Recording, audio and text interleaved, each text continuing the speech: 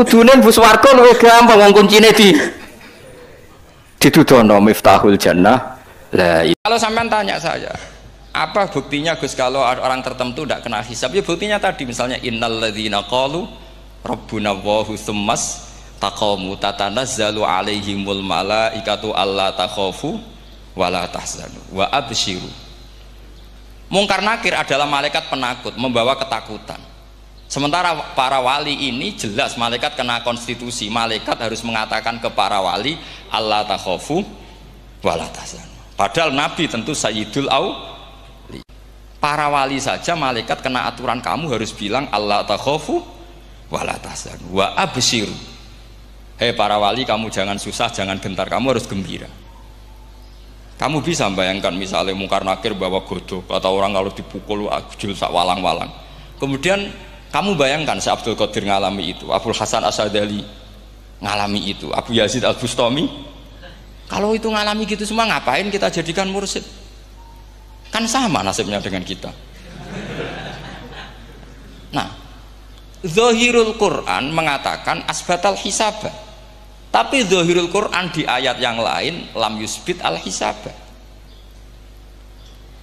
Makanya tadi umumul Quran juga ditaksis dengan muqayyid, yang mutlak ditaksis dengan yang muqayyad, yang mujmal ya sama seperti itu, aturannya seperti itu, ditafsir sama yang mufassal. Sama orang kafir yang jelas, sampean bisa bayangkan malaikat ngaudit Fir'aun, cek kurang penggawean nih, jelas eleke kok di audit. Misalnya Abu Lahab di audit, oh malaikatnya celaka mencet. Berarti dia agak percaya sama pernyataan Tuhan tabat yada abi lahabiu. Malaikat kok ngaudit Abu Lahab, mungkin Gusti kula ceke nak menawi wonten api lho ki ora tau ngaji Quran tapi wong ayate tabat yada kok cek di cek. Nah, yang seperti ini masuknya kategori ulaikal ladzina, sateruse mereka yang kafir bi ayati rabbihim wa liqaihi fahabitos a'maluhum fala nuqimu lahum yaumal qiyamati wasna. Jadi ada orang-orang kafir yang jelas kena aturan fala nuqimu lahum yaumal qiyamati wasna. Jelas kafirnya ya gak kena hisab, yang jelas nabinya, jelas wasinya juga gak kena hisab. Yang kena kita di tengah-tengah. Tapi ilmu itu ikut mainstream karena semua orang bilang ada hisab ya kita ikut-ikutan bilang, ya sudah gitu saja. Tapi kalau aslinya ya rapati percaya. Umumnya uang gerono mati ditalkin ya kita melok-melokan nalkin. Tapi kalau kadang ya gak kebayang. Piye nak wali-wali ditalkin. Makanya ada di dunia wali itu ada cerita Rabi'ah Adawiyah, itu termasuk keramat beliau itu. Kali Imam Sibawi kan dalam cerita wali kan ditanya marrobuka, ngapunten niku man mausul napa istifham. Wah itu malaikatnya ndak pernah khataman alfiyah kan repot. Kalau Rabi Adawiyah lebih parah lagi, itu beliau tuh nangis sekeras-kerasnya, nangis terisak-isak, dia tersiksa. Ya Allah, engkau itu zat yang paling saya kenali dan harusnya semua makhluk itu kenal engkau, tapi ini hamba engkau tanya engkau itu siapa itu kan ini orang aneh kata gitu. Karena Allah itu adharud dzahir, kata sampai Imam Sibawi silakan a'raful ma'arif. Jadi wong ora ora Allah wis geblek tenan dari Imam Sibawi. Imam Sibawi kan atas nama dia pakar nahwu pertama mengatakan domir paling makrifat di antara 6 isim makrifat, paling makrifat itu domir. Tapi meskipun gitu a'raful ma'arif Allah, yang paling makrifat dari sekian isim makrifat itu Allah. Artinya satu nama yang orang harus kenal semua. Makanya di antara keramat beliau ketika ditanya wong kok ora tau ngaji fikih men ngaji nahwu wae, gak tahu dia ngaji carane sesuci, carane iddah to gak tahu ngaji nahwu. Terus dia tanya bima fa'ala rabbuka, lalu Allah memperlakukan kamu gimana? Terus kata Imam Sibawi ghafaroli, Allah mengampuni saya karena saya orang yang mengatakan Allahu a'raful ma'arif. Ini penting kalau aturakan. Jadi makanya kalau sampean tanya caranya ilmu alim gimana, ya satu tadi, kalau sampean masih banyak orang hidup, syaratnya kamu harus hafal Quran, hafal hadis, hafal sekian ribu hadis, hafal sekian ulumul Quran. Itu kalau masih banyak orang hidup. Kalau sudah kamu sendiri hidup, ya sudah, pokoknya iso kulhu ya salim sendiri kan, nggak ada saingannya ini. Makanya kata Said Muhammad, beliau mengatakan kita meyakini umumal hisab ya berdasar zahiril Quran, kita menafikan umumal hisab bahwa hisab hanya yahtassul liqaumin duna qaumin juga berdasar zahiril Quran. Kita percaya semua mayat ditanya mungkar nangkir ya berdasar zahiril ahadis. Kita tidak mengumumkan teks ini juga berdasar zahiril ahadis. Karena malaikat mungkar nangkir juga malaikat. Berarti dia kena aturan kalau ketemu para wali Allah takhafu wala tahzan. Faham sih kalau maksudnya? Ini penting kalau aturakan. Jadi makanya aspek ya, sampean bisa memulai kalau ingin jadi orang alim tafsir bisa mulai dari yang mudah saja, yang fikih saja. Makanya kata Imam Ghazali, kenapa Mu'tazilah jadi segoblok itu? Karena dia tertipu oleh umumatul Quran, oleh teks-teks umum. Dia tidak tahu mukhassisnya. Padahal setiap ayat umum itu pasti ada mukhassis. Misalnya begini ya, kalau kamu maknanya fikih saja, contoh yang paling mudah familiar itu fikih ya. Misalnya kita ngaji Quran, wal mutallaqatu yatarabbasna bi anfusihinna salasata quru. Kalau orang dicerai, itu iddahnya itu 3 kali masa nopo suci. Apakah aturan iddah seperti ini hal hadhil iddah amatun likulli mutallaqatin am li mutallaqatin makhsusah? Apa ini semua mutallaqah iddahnya pasti salasata quru apa orang tertentu? Ya enggak, asal dia mutallaqah pasti iddahnya salasata quru. Anda goblok, Anda salah besar. Kalau misalnya yang dicerai adalah orang hamil, iddahnya apa? Salasata quru apa watil hamli? Watil hamli. Kita butuh ayat lain, wa ulatul ahmali ajaluhunna ayyadna hamlahu. Sama seperti kita ngaji walladzina tawaffawna minkum wa yadharuna azwaja yatarabbasna bi anfusina arba'ata asyhurin wa asyra. Asal wanita ditinggal mati suaminya, maka iddahnya 4 bulan 10. Apa semuanya demikian? Enggak. Misalnya orang hamil iddahnya biwatil hamil. Artinya kalau Anda tertipu umumatil Quran, berarti Anda sama dengan menghukumi orang ditolak semua iddahnya salah satu guru. Sama misalnya orang sekarang dalil-dalil wa may yatawallahum minkum fa innahu minhum. Kalau berkawan orang kafir, maka dia menjadi kafir. Itu kan fatal. Semua nabi ya berkawan orang kafir karena dakwahnya memang sama orang kafir. Lo coba andai kan sampean hafal Quran itu sama teori itu tuh mungkin menyedihkan.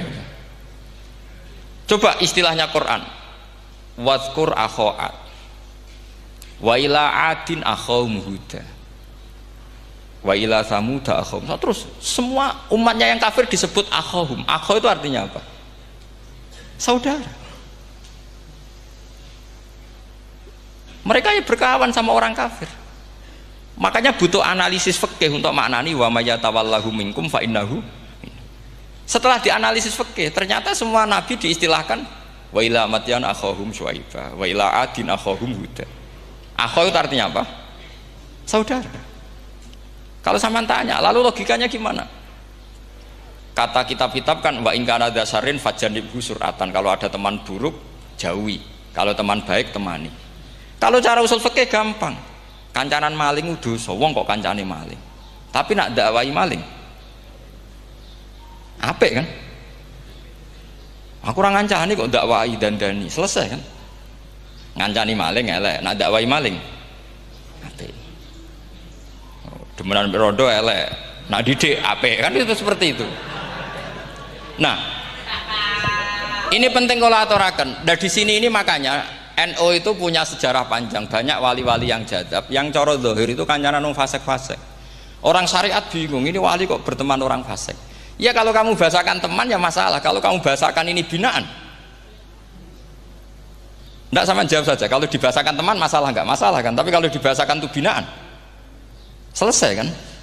Sama, Nabi berkawan orang kafir itu tidak karena berkawan, itu binaan Nabi. Memang Nabi itu jadi Nabi, objeknya adalah mengislamkan orang kafir.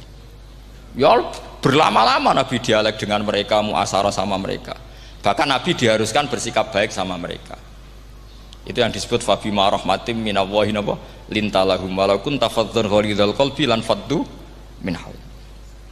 Tapi sekarang itu orang sudah tidak pakai ilmu. Orang-orang radikalisme itu nggak pakai usul fikih. Pokoknya kalau ada ayat terjemahnya gini ya sudah itu jadi madhab. Akhirnya kecelakaan seperti ini. Pokoknya kalau ada ayat faqtulul musyrikina haitsu wajadtumuhum wa khudhuhum wahsuruhum waq'udu lahum kulla marsad. Sudah hafalnya ayat itu saja. Dia tidak mau ngapalkan misalnya qatilul ladzina yuqatilunakum.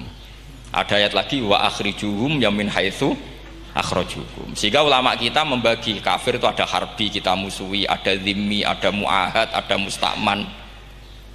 Itu ulama karena tahu tidak semua orang kafir itu harbi. Tidak semuanya dhimmi, tidak semuanya mu'ahad, tidak semuanya musta'man. Kalau harbi oke, kita perang, kalau dhimmi ya kita bina.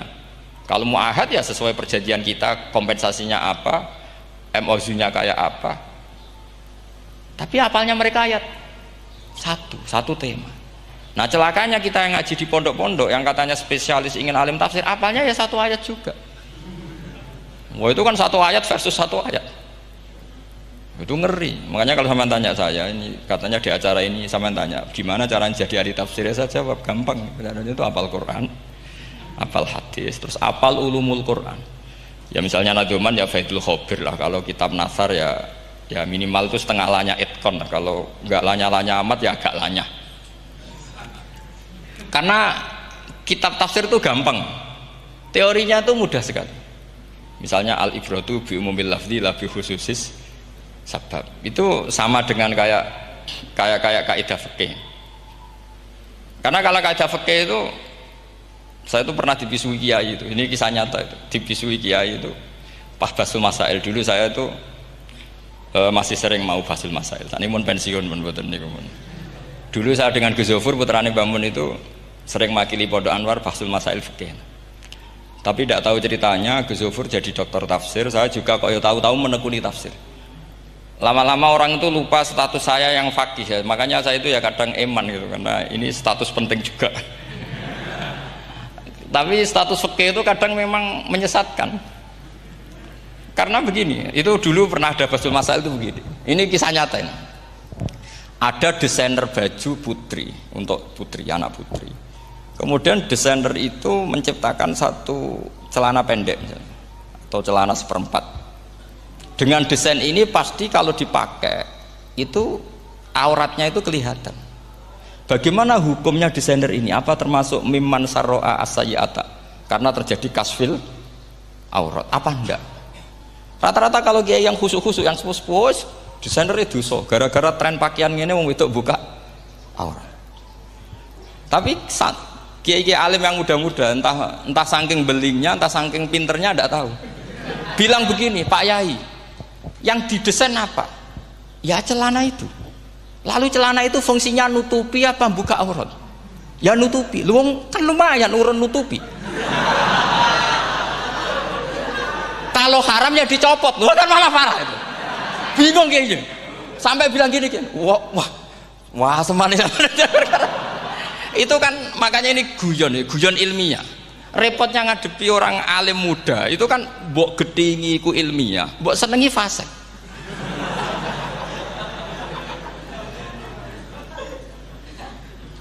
Ketika kiai yang khusyuk tadi tak tanya, kalau desainer katok seprapat,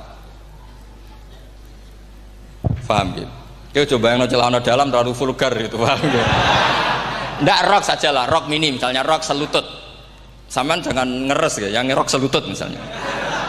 Rok selutut itu desainernya kena hukum haram enggak? Sampean jawab saja. Oh haram jadi kiai sepuh, karena dengan desain itu misalnya lututnya kelihatan. Tapi pertanyaannya kiai muda saya masih ingat betul, saya tanya. Lalu fungsi pakaian itu apa Pak Yai? Fungsi itu kan tetap nutupi sebagian aurat. Kalau Anda haramkan, barang haram itu harus dihilangkan. Nah, itu. Sampai kiai itu setelah acara itu manggil saya.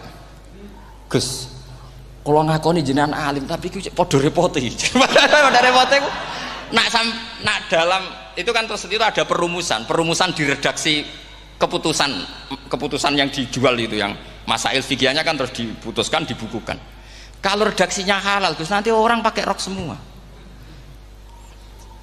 Dan saya balik bantah, kalau redaksinya haram orang nggak pakai rok. Akhirnya itu apa? Kebijakannya lucu. Buak we Gus, pertanyaan iku buak sak jawabane. Oh nggih. jadi kita debat tidak jadi. Ini cerita ya, cerita ilmiah. Makanya sama tidak wajib manut saya ini terlalu ilmiah, jadi tidak baik untuk kehidupan kesalian, kurang baik. Jadi ini, tapi ini ilmu. Tetap kaidahnya fikih ma la yudraku kullu la yudraku kullu. Jangan kalau tidak bisa nutupi aurat semua, lalu jangan sama sekali. Lungki kan kaidahnya kan gitu, ma la yudraku kullu la yudraku kullu. Misalnya Anda punya tetangga nggak mau pakai jilbab, nggak mau pakai pakaian muslimah, kamu tidak boleh bilang munisan raklambinan, tidak bisa. Malayu trokukulu, malayu trokukulu, nu layu troku nopo. Makanya ini kita harus hati-hati. Nah bayangkan sekarang orang meneliti Quran itu yutrokukulu. Mestinya kalau Anda meneliti radikalisme, ayat yang terkait radikalisme diteliti semua. Ternyata di surat Taubat yang disebut suratus Saif, yang bahkan haram baca bismillah, itu ada ayat wa in ahadum minal musyrikin nastajaroka fa'ajirhu hatta yasma'a kalam Allah summa ablighu makmana. Muhammad, kalau ada orang kafir mau belajar Quran sama kamu, ya harus kamu pelajari hatta yasma'a kalam Allah. Setelah mereka mau belajar, ya ablighu makmana, summa ablighu makmana, kamu harus menjamin keamanan dia. Itu di surat Taubat, termasuk akhiru suratin nazalat, gak mungkin terjadi mansuh. Tapi orang-orang ekstremis selalu pakai faqatulul musyrikin haitsu, apalan itu terus. Yang orang liberal yang menaparin la ikraha fiddin. Ya sudah seperti itu. Sing orang-orang ora tegas, ora tau nahi mungkar, ya ma arsalna ka ila rahmatal lil alamin. Ngono terus. Yang kelompok tukang nahi mungkar ya ayatnya amen nahi mungkar. Saya tuh heran, kenapa mereka punya masalah dengan hafalan kayaknya. Kenapa sih hafalannya kok pedot itu? Kita yang hafal semua bingung jadi akhirnya kita yang pinter anut sing goblok. Karena saya tuh pernah loh debat sama orang salaf, debat gitu. Setelah saya mengutarakan sekian hadis, ada tuh Pak hadis itu, waduh, harusnya kamu ngaji saya, ada debat tuh yang level, kalau nggak level tuh nggak boleh kata gitu. Itu kan ngeri. Makanya ini penting ya, kalau sampean tanya ingin jadi alim tafsir ya harus hafal Quran semua. Kalau tidak mungkin yang nunggu orang semua mati baru Anda jadi ahli tafsir, karena tidak ada musuhnya. Tapi saya pastikan orang kafir pun bisa memahami Quran, yaitu tadi hatta yasma'a kalam Allah. Sayyidina Umar tuh masuk Islam tuh gara-gara dengar adiknya baca Toha, ma anzalna alikal Qur'ana litashqa illa tadhkiratal liman yakhsha tanzilam mimman khalaqal arda was samawati ula ar-rahmanu alal arsis tawa. Itu dia ma huwa bikalamil basar, tidak mungkin seperti ini karangan manusia, itu tidak mungkin. Akhirnya dia Islam. Banyak orang Islam karena diperdengarkan Quran, karena memang notnya sudah unik, makna kualitasnya juga sudah unik, semuanya itu unik, indah. Sampai sekarang pun orang kafir itu orang paling tahu Quran. Makanya Allah mensifati orang kafir itu hasadam min indi anfusihim mim ba'di ma tabayyana lahumul haq. Sekarang sama saya tanya, orang sing tabayyana lahumul haq itu orang faham apa orang tidak faham? Mereka orang kafir itu mengingkari Quran, padahal mim ba'di ma tabayyana lahumul haq, setelah kebenaran nyata bagi mereka. Nyata bagi mereka artinya orang kafir faham apa tidak faham? Faham. Cuma mereka punya penyakit hasadam min intian. Mereka juga kalau ada ayat tentang ahkam yang memberatkan, mereka bilang i'ti bi Qur'anin ghairi hada au badil. Muhammad harusnya jangan tema itu yang diangkat, bu, cari Quran yang lain yang enggak tema itu. Mereka sampai memilih tema itu karena paham apa karena tidak paham? Karena paham. Makanya di makalah saya pastikan ngaji tafsir itu gampang, karena orang kafir pun bisa. Kalau kasus Ahok itu bukan paham itu melintir, beda, paham sama melintir itu beda. Itu diterjemah kemenang tuh jangan mengangkat kawan orang Islam, bukan ngangkat pemimpin. Ya likanya kalau ngangkat teman saja tidak boleh, apalagi ngangkat pemimpin. Fatal mana berteman sama orang salah sama ngangkat. Saman kancanan maling itu apik nak menawa ngandani terus ngangkat, "Hei maling ke pimpinanku." Parah mana? Parah mana? Artinya sama saja ketika diterjemah jangan ngangkat teman, sebetulnya ngangkat pemimpin lebih fatal. Itu kan mafhum awlawiyah, itu kan normal saja. Itu di Quran biasa, misalnya innalladzina ya'kuluna amwalal yatama dzulman, orang yang makan hartanya anak yatim secara zalim. Terus kamu bilang, Gus saya tidak makan kok, sepeda motornya tak gasap, tak jual. Yang diharamkan kan makan. Wah ya sarap kalau gitu. Maknanya begini, memakan harta anak yatim artinya ifsad. Ifsad itu merusak. Nak ngono ikhraq, membakar atau mencuri sama dengan makan, bal asyad, malah kan lebih apa? Lebih apa? Dasar. Jadi yakuluna di situ tuh ba'dul amsilah, sebagian contoh min wujuhil ifsad atau min wujuhil ihlak. Jangan kok karena ayatnya makan, oh yang haram tuh makan, kalau nyuri gak apa-apa. Waya fatal. Itu kan sama dengan santri geblek dikandani kiai ini, cung kowe mbek bojomu jogeman naboi. Suatu saat istrinya lapor lagi, Pak Yai sekarang tidak naboi tapi nyadui. Karena naboi itu pakai tangan. Mereka pertama dilaporkan kiainya, Pak Yai suami saya itu sering memukulin saya pakai tangan gini. Cung jogeman naboi bojomu. Nggih Pak Yai siap. Suatu saat istrinya lapor, Pak tetap benjut, kenapa? Kalau nak ini disadui. Mereka pikirannya sing haram nabok, nak nyaduk halal. Wah itu kan ngajak goblok bareng. Nah masalahnya di usul fikih kasusnya seperti itu. Makanya saya ini kadang ya maliki sekali. Kadang saya itu maliki sekali. Kadang ya. Misalnya begini, saya beri contoh. Ini yang kisah nyata ya. Ada seorang Arabi datang ke Rasulullah. Ya, tadi kan teman-teman minta juga ilmu hadis ya. Ini satu paket saja. Itu tadi nanti kalau sampean kasih lalim ndak itu sudah ada urusan saya tadi, nunggu orang mati banyak tadi itu. Kalau nunggu nggak usah nunggu orang mati, sarannya tadi apal tadi. Ya Rasulullah ahlak tuh, saya ini orang yang rusak. Wama ahlakaka, lalu yang bikin rusak kamu apa? Qol waqatu imroati fi nahari Ramadan, saya menjima istri saya ketika masih siang fi nahari Ramadan, siang Ramadan. Walhasil Nabi tidak menyuruh hanya kodok, tapi menyuruh kafaroh. Kafarohnya itu merdekakan budak atau memberi makan 60 orang miskin atau puasa berapa? Puasa 60 hari. Atau urut merdekakan budak atau puasa 60 hari atau memberi makan sitina miskin. Oke, kita sepakat. Sepakat ya, hadis itu sahih dan diulang-ulang oleh ashabus sunan. Oke, riwayatnya agak masalah. Sekarang kita analisis maknanya. Sekarang sampean saya tanya, kalau anda misalnya sekarang jam berapa ini? Misalnya sekarang jam 9 kurang seperempat Ramadan, terus anda rokok atau anda ngopi, kepengen ngopi terus ngopi tanpa udhrin syar'iin, anda hanya wajib qadha apa bayar kafarah? Ndak, sampean jawab. Rata-rata kiai kita, oh mau wajib qadha Gus karena gak jima. Sing seru kafarah itu nak jima. Kan ngombe kopi be jima beda. Pertanyaannya tuh lucu, ini naik secara fikih masalahnya begini. Jima bojo itu tidak zina. Jima bojo itu zina apa enggak? Enggak. Berarti dengan makan bedanya apa? Sama kan? Sama-sama amrun mubah. Sesuatu yang boleh. Kenapa hukumannya berat?